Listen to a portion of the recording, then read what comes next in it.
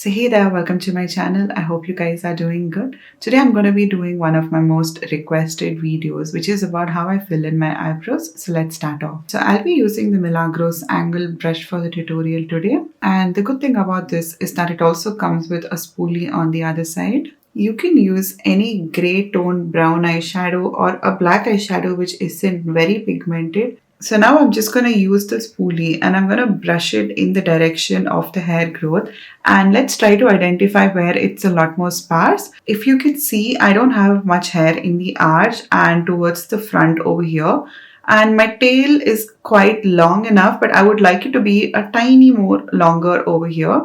And now I'm going to use my brow brush and I'm going to start by filling it in where I need the maximum amount of color, because the brush is fully loaded with product right now. So I'm going to directly jump into the arch instead of the front. And remember that throughout the tutorial, you have to make sure that the front is a lot less filled and pigmented compared to the back. So it's easier that we start in the back than the front, and this is where most of you go wrong.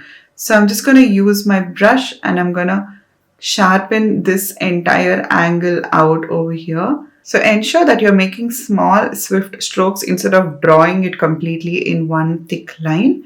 That would give you like more realistic looking hair strands. So I would be cleaning my eyebrow with concealer. So it's okay if it comes a little outwards. We will be able to fix that up in a moment. I'm going ahead and adding a little bit along the lower side over here. So I'm just going to brush it out a little bit with the spoolie to identify where there are more patches, and you can just go ahead and quickly fill it in. So when your brush is like almost empty of product, we're just going to go ahead and just make some tiny lines over here and give it like a good connection over here to the turning over this place. So it looks a lot more like realistic. So at this point, it would look a little dark and stark. So we're just going to go ahead and quickly blend that out using this spoolie. And we're going to clean up this area which is on the brow bone. Make sure that you're not putting concealer on the eyebrow hair, and that'll look really weird, especially on pictures. So when you're doing this, make sure that you don't get concealer on the brow hair itself. And you got to go under the brow and create a nice, clean, sharp line.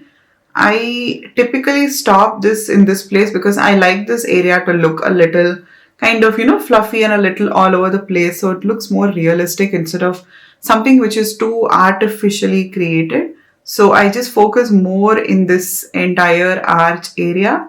And once you're done cleaning it up, you can just use your same brush and pull the concealer down and blend that into the brow bone over here. And you can just go ahead with your finger and you can pat it all in. In case if you have a bit of a bushy brow, you can just go ahead with an eyebrow gel that works for you. Or if nothing actually really works for you, a little bit of lash glue. This is the PAX Lash Fixer. This is what I use.